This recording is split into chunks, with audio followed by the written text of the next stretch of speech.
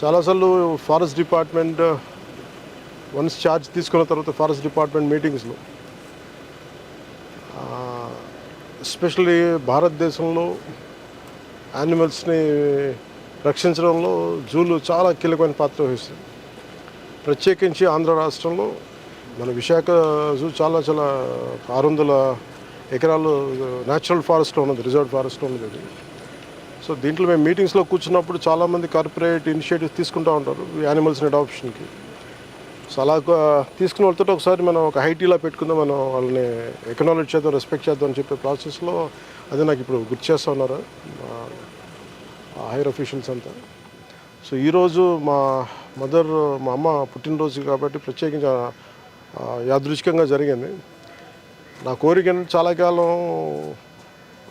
ఒక యానిమల్స్ని అడాప్ట్ చేసుకుంటుంటే మా ఇంట్లో కూడా ఒక 4 ఉంటాయి కుక్కలు, పెంపుడు కుక్కలు ఉంటాయి మా ఇంట్లో. సో నా కుటుంబ సభ్యులు, నా పిల్లలు కానీ నా భార్య అందరూ చాలా దీన్ని జంతు సంరక్షణ మీద చాలా ప్రత్యేకించి శ్రద్ధ పెడతారు.